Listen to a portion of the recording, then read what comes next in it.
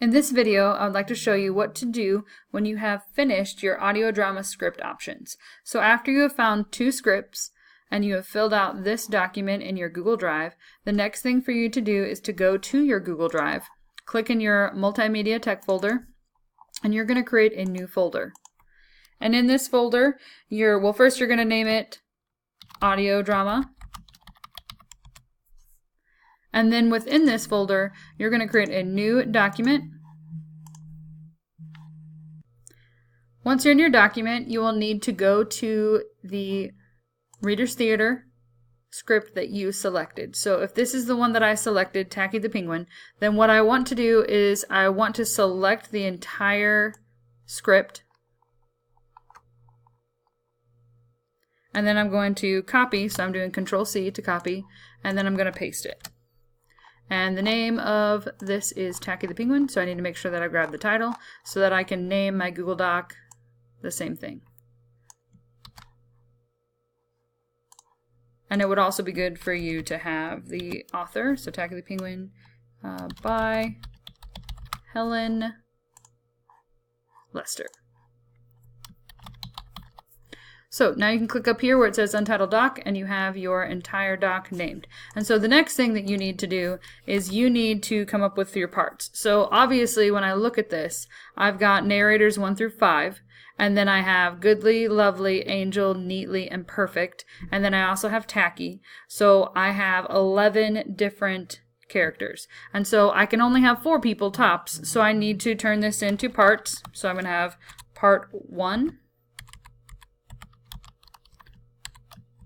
part 2, part 3, and part 4.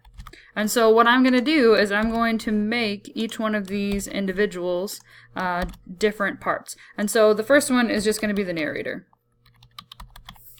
And then I'm going to have Tacky.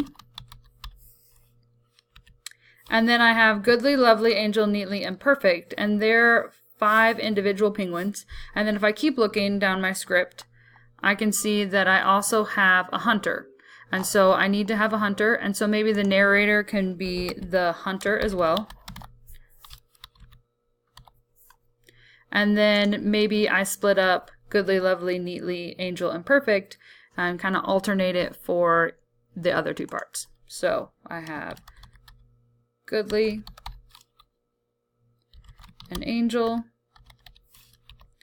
and then we have Lovely,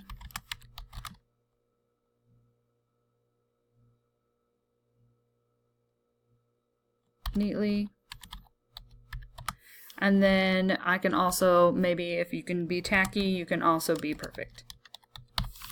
And so that should be all of my characters. And so the reason that I did this is because I'm going to highlight the correct parts for each person. So I'm going to have 4 people. They need to know what part they're going to be speaking, and I want that to be easily noticed for them by just highlighting it. And so maybe stick to colors that make it easier to see. So if you pick a darker color, maybe change the font to something that is easier to see.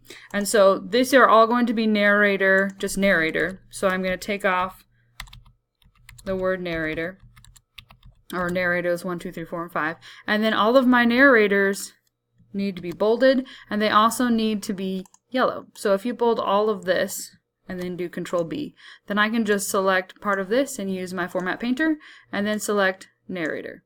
And so really all of these lines are one narrator's line, and so I could make all of this one person's line, so just like leave it like a paragraph, but it also might be easier for my narrator to read it if it was a line after line after line.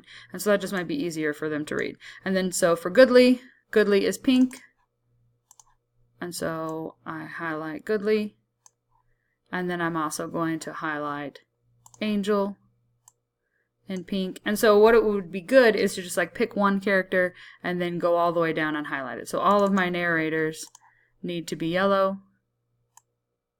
And so really I don't even need to change that unless I actually am going to have more than one narrator. And so it bolds it and it highlights it for you. And so this is what you're doing, okay, to get this script ready to go for the person who's going to read it. It needs to be just something that they can just pick up and read. And so they need to not have to like try to find their part. All they should have to do is look for their color.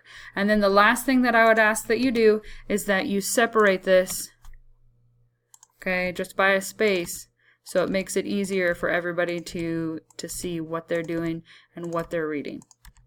And so your script needs to look like this when you're done. You could also change the font and make your script a little bit bigger, because I don't think 11 is really a great font. You can maybe go up to like 14, so it'd be easier for someone to read their script as they go. So this is how you get your script ready for the people to read it. Also, if you're going to be using sound effects in different places, it might be good for you to write where a sound effect would happen, so that is something that is easy for you to go back and find when you are making your entire podcast.